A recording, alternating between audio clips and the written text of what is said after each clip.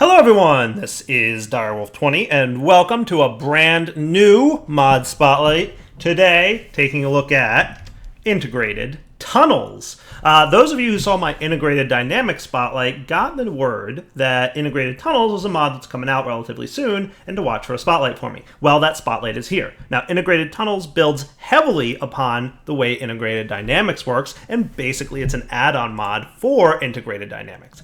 If you install integrated tunnels without integrated dynamics, it's a pretty, you can't do anything at all kind of mod. So make sure you understand integrated dynamics before getting into the spotlight. And if you need a refresher, go look at my integrated dynamics spotlight before coming back here. Now, integrated tunnels is a super powerful, extremely cool mod for interacting with the world and items and fluids and energy and all kinds of really neat stuff. So without further ado, let's get started. All right, to get started with integrated tunnels, you're definitely going to need to have probably a variable store. There is a power-based item called a battery, and the cables from integrated dynamics. And the cables, much like the integrated dynamics items, are going to go ahead and connect up the different integrated tunnels components. So again, if you didn't watch the integrated dynamics spotlight, this mod spotlight might be confusing to you, so definitely go back and watch it.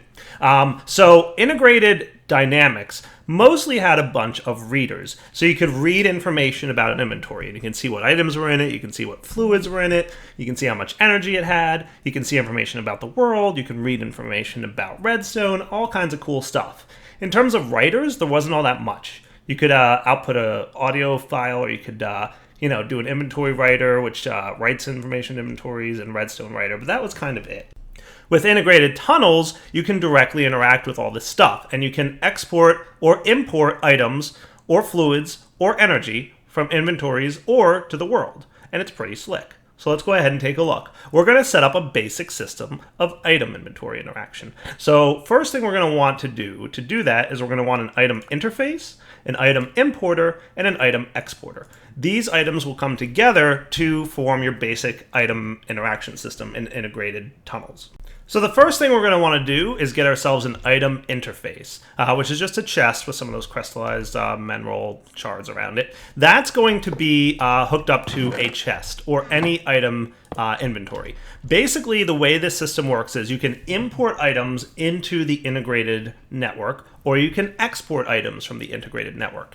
And the integrated network is made up of interfaces hooked up to inventories. So basically, think of it like an applied energistics or a refined storage system, right? You can export from the applied energistics or refined storage system, or you can import into the system. And this integrated system is represented by these item interfaces hooked up to chests.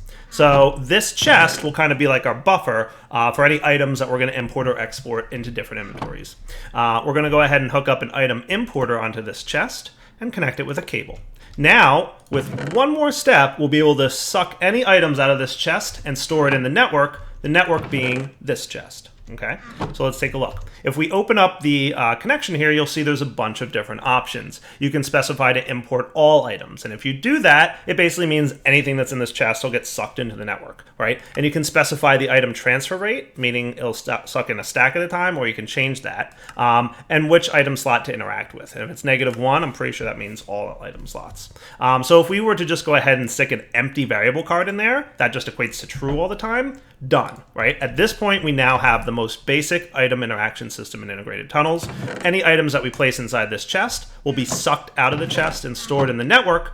And again, the network is any inventory hooked up to this little guy right here. So you can see the chest went in there, right? If we throw Cobblestone in there, it's going to suck that in, and pretty much any items that we put in there will get sucked into the quote-unquote network. Cool? Pretty straightforward. Now, if we wanted to export from the network, we, as you probably assumed, will get an item exporter. Cool. And we go ahead and hook that guy up. And again, we have a pretty similar thing. Export all items, export item amount, and there's a couple other attributes here that we can play with that we'll get into in a minute. If we want to export all items out of the network, all we need to do is put an empty variable card into export all items, or some kind of card that equates to true one way or another. And as long as it equates to true, it'll dump all the items into that chest. So in this case, it exported all the items from our interface chest into the export chest. Pretty straightforward. Cool. Let's move on. Now suppose we didn't want to export all items in this chest. Maybe we just want to export cobblestone. Well, that's not going to be too hard. All we need to do is get an inventory reader real quick, and we want to go ahead and somehow learn about what cobblestone looks like to integrated dynamics. And the best way to do that is to stick an inventory reader on there and hook that guy up, and you'll notice that now we can read information about all the objects inside this inventory. This is integrated dynamics, not integrated tunnels. But because these two mods work together, you get the gist. I'm going to go ahead and throw some cobblestone into this chest so that we can learn about cobblestone, right? So let's say cobblestone was the only item that we wanted to export into the chest behind us, right? So I'm going to go ahead and get a variable card that learns about what cobblestone is. So that's the first slot item there, cobblestone. And remember from our integrated dynamics spotlight, this just represents what item is in that inventory. If we want to lock that down to cobblestone, we use a materializer, and that gets us an item card that represents cobblestone. We don't need this guy anymore, this variable card, so we can reset him, right? So now we just have an item card that says cobblestone. That's it. It's a card that's got a variable on it that is the item called cobblestone. That's all it is. And we can even remove this chest, and if we wanted to, we can remove this reader at this point. But we're going to leave it there because we're going to use it again in a minute. Now, so before we were looking at export all items, which just accepts a Boolean variable, true or false. If it's true, it's just going to dump everything it's got in the network into this chest. The other thing we can do is export item amount, which is an integer, which you can specify how many items to transfer at a time. And then finally, the next one is export item. And this accepts a variable of type item. Hint, this variable is type item. This accepts a variable of type item that specifies which items are allowed to go in there. And you can extend other properties, which we'll take a look at in a second. But basically, I'm just going to put cobblestone in there, right? And now if I throw a bunch of items into the network, including cobblestone, everything's going to get sucked into this chest, but where'd the cobblestone go? It went into this chest and then very quickly exported into this chest, because cobblestone is the only thing we're allowed to export here. Pretty cool. So that's how you can filter and decide which items go into that inventory. Sweet. Now let's say that we wanted to create a list of items we're allowed to be exported. Maybe we don't just want to export cobblestone, we want to export a couple other things. So in that case, what we'll do is build a variable list, and that's pretty easy. So let's say it was cobblestone and chests, and variable cards. Those are the things that we want to store in that chest. So we come down here and we create a variable called, the aspect is items, and the type is list. So in this inventory reader, this is showing us a list of all the items that currently exist in this chest. Again, this is the easiest way to do that. So I'm going to create that variable card, throw that into the materializer, and now we have a static list of items that are cobblestone and chest and variable. Neat. So that is going to go into our export items aspect, right? It accepts a list. This is a list. Now we have a list of items that are allowed to be exported into this guy. Cool. So if we go ahead and throw, a bunch of stuff into the inventory here, most of it's going to land in here, except for the 3 items that were in the list: cobblestone, chest, and variable card. Cool. So basically, when you're telling it to export items, you can either just do export all, and it's true or false, and it'll just start dumping everything in there.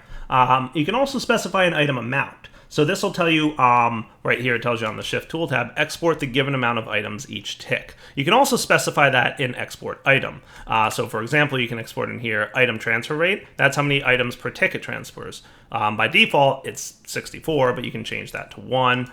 You can also specify which slot it goes into, whether or not to check the stack size, check damage. So if you specified, for example, a diamond sword, whether or not you care about the damage level. Do you only want fully repaired diamond swords? Or if you set it to false, it'll accept the diamond sword with any damage.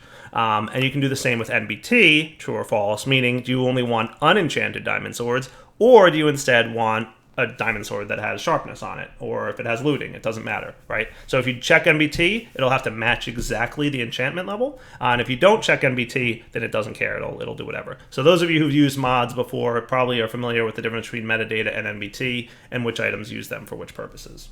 So as you can probably imagine, you can come up with some pretty creative ways to interact with this system. So let's say we only want to keep 10 items in this inventory at all times. So we can integrate with integrated dynamics and integrated tunnels to make this happen.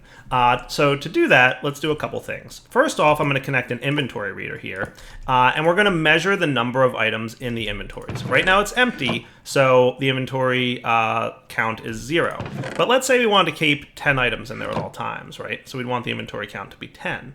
right? So it doesn't matter whether or not you've got items in there at the moment. Let's go ahead and just set inventory count as a variable card, right? And then we open up our portable logic programmer from Integrated Dynamics, right? And we're going to say we want to keep 10 items in there. So the first thing we need to get is an integer that specifies 10, and we'll store that in a variable card.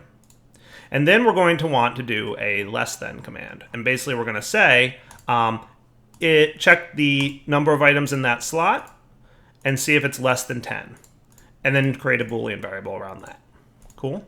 So now we've got a Boolean variable, which can specify whether or not import-export happens. You remember from our Integrated Dynamics Spotlight that these variables have to go into the variable store. And then with this all set, let's make sure this chest is empty for a sec. I'm going to go ahead and put this Boolean into the export all items Boolean. Cool, so he accepts a Boolean. So right now he's true.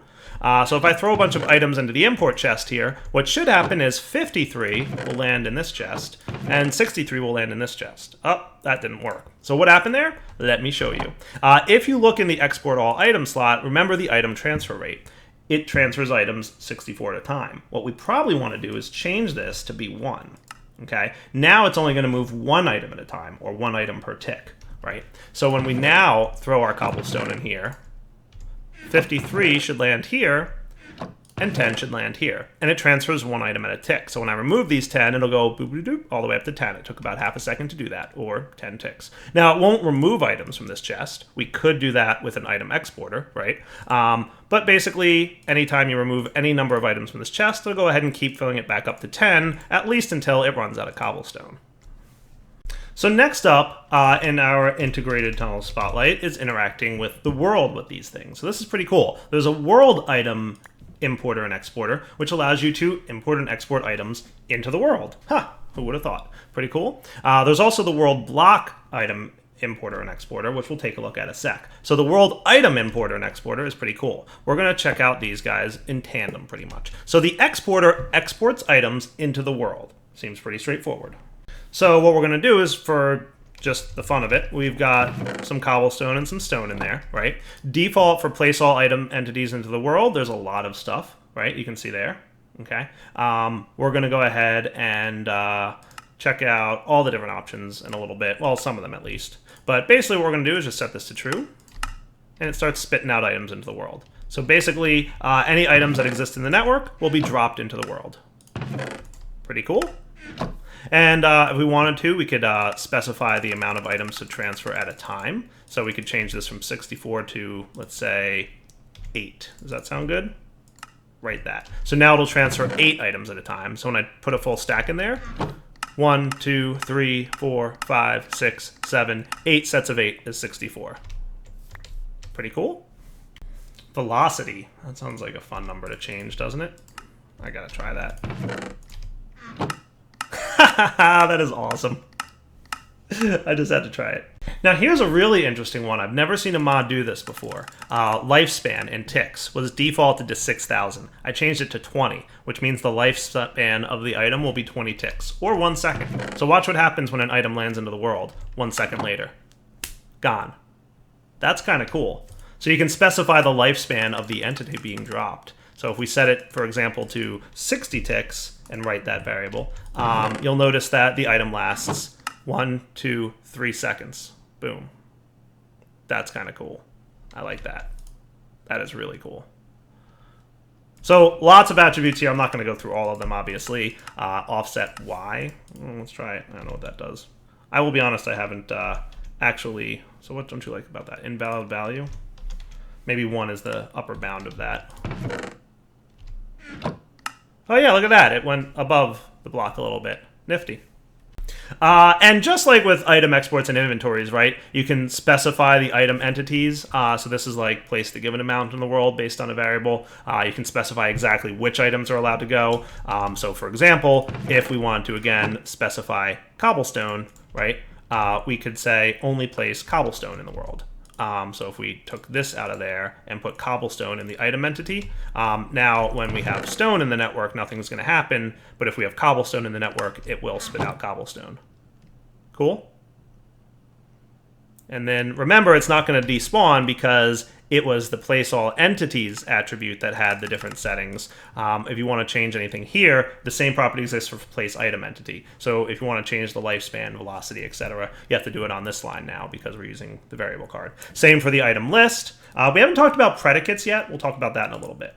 And then also underneath this, there's export items to entities. What that seems to do, and I'm not 100% sure where you would use this, but that seems to give items to entities like mobs or players. So for example, if I set a Boolean variable to true for export all items to entities, notice when I put cobblestone in the inventory here, it's not going to do anything with it, but when I walk in front of this thing, boom, it'll give me that cobblestone. It seems to only interact with me in the shield slot. I'm wondering if I can adjust item transfer rate, item slot. So like if I set you to 5 and write that, I don't know which slot is considered 5. I think it's one of these probably. So there, where would that go? Anywhere in particular? You still got cobblestone. I don't know which slot is considered 5, to be honest with you, but I think it's your hotbar would be 5. Entity index. I think that's which entity it's going to interact with.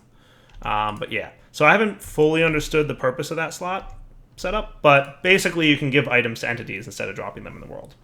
One thing to note that I discovered after recording the last segment is that if you have the world item exporter on the side of the player, it can interact with the player's armor. So that means the shield slot and the 4 armor slots. But if it's above or below the player, it can interact with his inventory. So go ahead and place the world item exporter above or below you, and you'll notice that it starts exporting into your inventory. Pretty neat.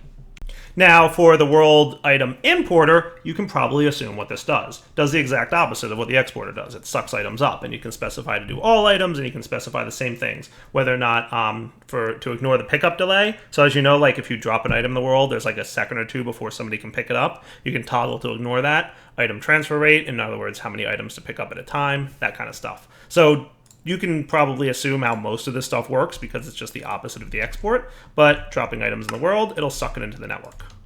Cool. If we drop our crescent hammer, for example, in front of it, boom, and it'll suck it up and land over here. Cool? Now, slightly different from that is the world block importer and exporter. Haha. So what does this do? I'll give you 5 guesses, but you only need 1, especially after I do this. It will place items in the world as blocks. Cool. So by doing all, it's just going to put any and all blocks that it has available to it, right? And that's pretty cool. And especially just like with the item entities and the item transfer stuff, you can filter on particular types of blocks. So for example, if we wanted to say only do cobblestone, right? So we'll put cobblestone here. Place item block, specify cobblestone. It won't place stone now, but it will place cobblestone. Cool? So you can filter that, place item blocks, all kinds of other cool stuff. And over here is the world block importer, which I'm going to spend just a little bit more time on because this is actually really cool. And I want to show you why. Check this out. So I'm going to go ahead and put stone in the chest, and I want to get a variable for stone. So now I have a variable for cobblestone and a variable for stone. Let's pay attention to this because this is pretty cool. So first off, we could just say, hey, pick up any old block, right? And what it's going to do, let's make sure this chest is empty so we can clarify exactly what's going to happen, right? Place down cobblestone, it'll break it, and it'll pick it up, and you'll get cobblestone, okay? Place down stone, it'll break it, and you'll get cobblestone, just like you would expect. However, one of the things you can do on pick up all item blocks is specify silk touch. And I'm going to change that to true.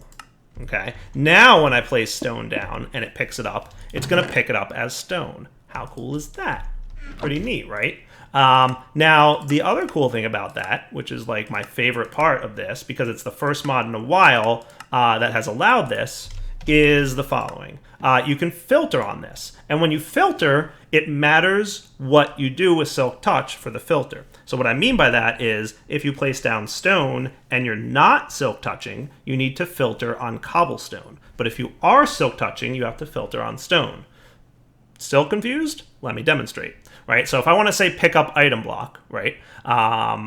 We will filter on cobblestone, right? And right now, it's set to silk touch false. That means you're allowed to pick up cobblestone because when you break cobble, you get cobblestone.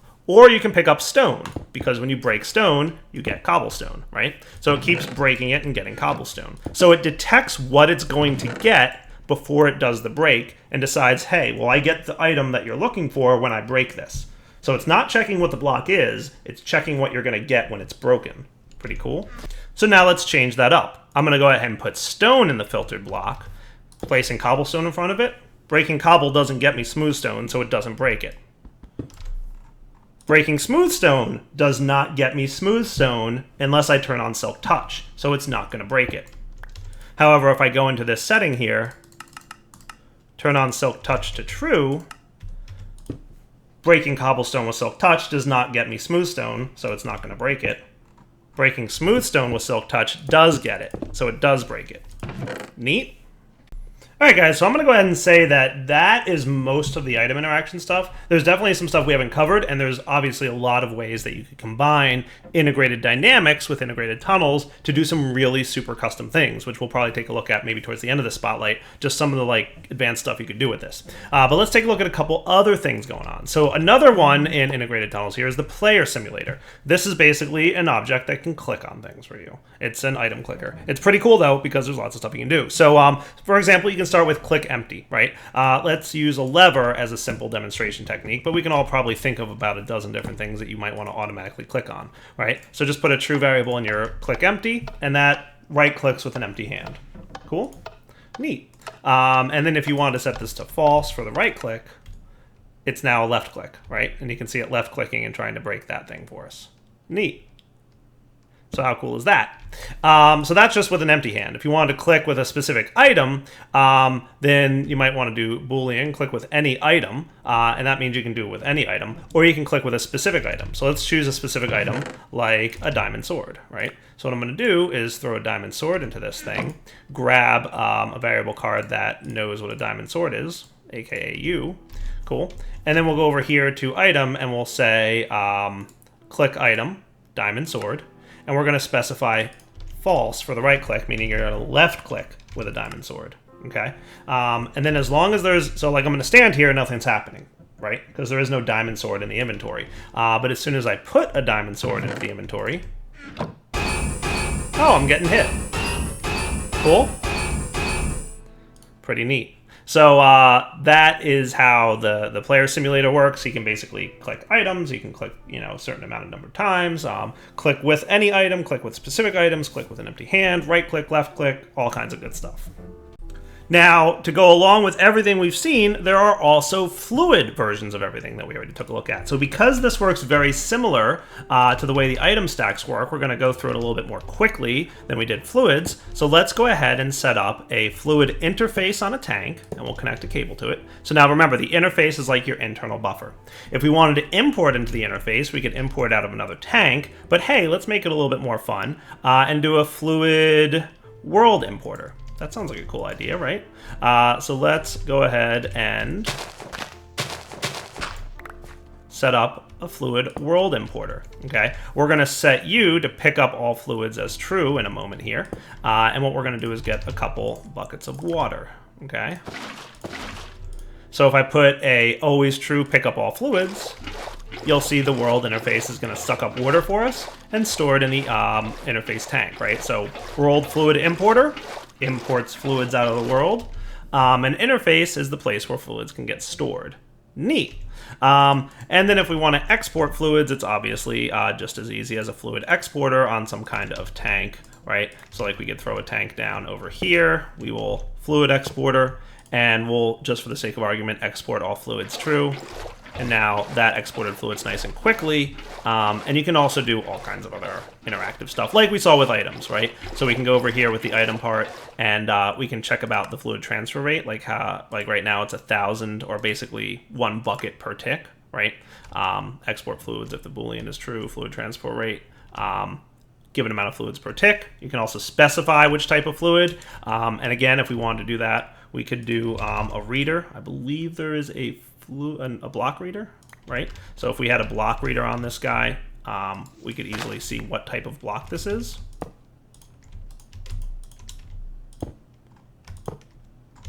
So we would do this, and we could tell pretty easily what type of block that is. block water. Cool. So we could say only pick up water. Do the same for the imports, right? So lots of other options. So the fluid interface, the fluid importer and exporter, the fluid world importer and exporter all kind of work exactly like the item versions of the interfaces, importer, exporter, world exporter, just for fluids instead of items. And then one of the last parts of this that I want to show you guys, there's something else that'll come up after this, is the energy version. So there's an energy interface, energy importer and exporter. There's also a world energy importer and exporter. I have no idea how that works or what that does. I need to talk to the mod author about that and find out like what the world, like how do you put energy into the world? I don't understand what that does. But the energy importer and exporter and stuff works exactly like you might think. So if you had a cube, for example, or an energy cell, right, from thermal expansion, let's say, you could pop that guy down. You could put an energy interface on him. Remember with the way thermodynamics works is that, you know, there's an import and export side, right? So that's your interface. So that's like a buffer. We're going to store our energy in there. And then we might have a generator, for example. Like let's use an oil generator from Actually Additions. We'll go ahead and throw an energy importer into that guy. And we'll put a Boolean true on import energy, right? So pretty much always import energy. And if you wanted to, you could specify the energy transfer rate in there. And then if we got ourselves an oil bucket, we'll see that we are basically importing energy out of the oil generator, and it's being stored in the buffer here. Pretty cool. So this thing works exactly like the item and fluid stuff, just for energy. And you can probably imagine what the energy exporter does. Pretty straightforward, right? So those are the item interactions. So all this is really cool, but there's one more part of this that is really super extra awesome. And that is that this whole system can interact directly with another mod that really, really helps. So refined storage, there's default support for it. So if you throw your item interface, your item interface from integrated tunnels onto the interface on refined storage, and if you throw the fluid interface from integrated tunnels onto the fluid interface from refined storage, these blocks will interact with each other. So for example, if I were to get some storage disks and a fluid disk, right, we'll do a 64K fluid disk. Cool. You'll notice that we're able to import water into our fluid grid. How cool is that? Nice, right? And that's your internal buffer. So instead of using a tank or a chest as your buffer, you can use refined storage as your internal buffer system. And it can directly talk and do all of the same things that we're used to doing. So for example, if we throw items into here, right, they will automatically get imported into the system. Remember, this guy needs a stack upgrade to make him go a little bit faster, probably. And maybe some speed upgrades to speed that up as well. So now pretty much anything that we drop in here is going to automatically get sucked into the system. And it's not just the fact that it can import and stick items in there, it can actually read what's stored in the refined storage system and export it as well. So this interface acts as a buffer between integrated tunnels and this. And I can demonstrate that by doing export all items true over here. So let's go ahead and grab our variable card, right? We will export all items true. And you'll start seeing items getting dumped out, right? Pretty cool. And that's all coming out of the refined storage system. Sweet. So pretty much your refined storage system, if you're using the refined storage mod, can interact with integrated tunnels and be that buffer point, just like the chest or the tank was. And the same thing over here, obviously, right? If we got another tank, just to demonstrate this, you'll see this guy will go ahead and export, provided that this thing is set up. So if we were to grab a water bucket here, we want to make sure that this guy is set to keep water on its output, and he's able to interact now. Pretty cool. Not bad at all. So what kind of cool stuff can we do with this system? So one thing that having the ability to interact with the world blocks and being able to filter them comes in super handy is with Botania. So Botania has that nifty flower that converts wood into living wood, and it converts stone into living stone, right? And we're going to go ahead and demonstrate how to set up a pretty simple system to take advantage of this, right?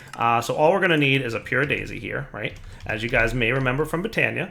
And we'll just stick it here, right? So that means that any blocks surrounding that For example, we'll use wood as a demonstration purpose here. We'll turn into living wood, and then stone turns into living stone, right, as we know. So let's set up a very simple one of these, right? We're going to set it up with a world block exporter, okay? We're going to say I want you to export certain blocks from the refined storage system. What blocks do I want you to export there? I want you to export wood, okay? So let's get oak wood stored on a variable card. Done. And we're going to say you are allowed to place item block, and that item block is oak wood. Cool. So oak wood's what's allowed to be placed there. So now any oak wood in the system will automatically be placed there. Boom, it was done, right? That's how easy it was. And if we remove this wood, for example, it's going to, just get replaced immediately. Now for living wood, we need a piece of living wood to go ahead and replace that. So let's get ourselves an axe here. And we should be getting a piece of living wood here in just a second. And there we go, right? Living wood. So we want to learn what living wood looks like. So we go ahead and do that. Now we know what living wood is because we're going to create a variable card for it. And we will set up a world block importer right here. And we're just going to say you're only allowed to pick up a specific item, right? And that is living wood. Cool. So notice how it doesn't break the wood. It doesn't suck it into the refined storage system. It's only allowed to break living wood. And what that means is as soon as this block turns into living wood, it's going to automatically pick it up, and then the place block is going to function and place down a new piece of wood. Just like that. How cool is that? So we now have a filterable way to pick up a specific item, which is pretty slick. And what'd that take me? All of about 30 seconds to set up. Now obviously you're going to need 8 of these if you want to be the most efficient, right, to surround the pure daisy, but you have the basic idea of how that works. If you really want to do some fancy stuff, check this out. I'm going to go ahead and tell you to keep refined canola oil out. Neat. Lots of stuff you can do with this system. This isn't perfect. This was just a quick throw it together kind of thing, but you could totally make this a little bit more efficient and have a lot of fun with it. By the way, just in case you're not clear on what's happening here, we're telling it to put out refined canola oil, and it's picking up crystallized canola oil, and that's landing in here somewhere.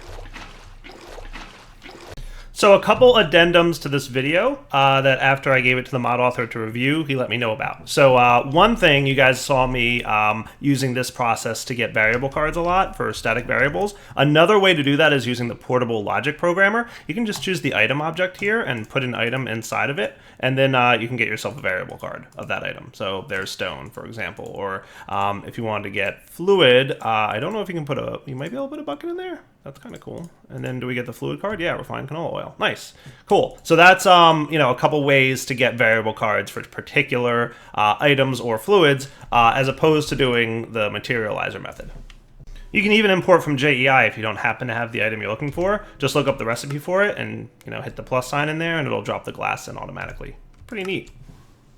And with that, guys, I think I can wrap up the integrated tunnels mod spotlight right here. Like I said, it's a really cool mod, very powerful. I like my personal favorite ability is the filterable block breaking. It's one of the very few mods out there that has that option, which makes doing things like the living wood and living rock a lot easier, right? Plus the ability to really restrict all kinds of stuff. Fill up tanks to a certain level, storage, interaction, items, fluids, energy, all kinds of stuff. It's really cool. So definitely recommend checking it out, especially if you're a fan of integrated dynamics, because integrated tunnels just makes it that much cooler. For now, Daryl20 signing off. Hope you guys enjoyed this mod spotlight, and take it easy.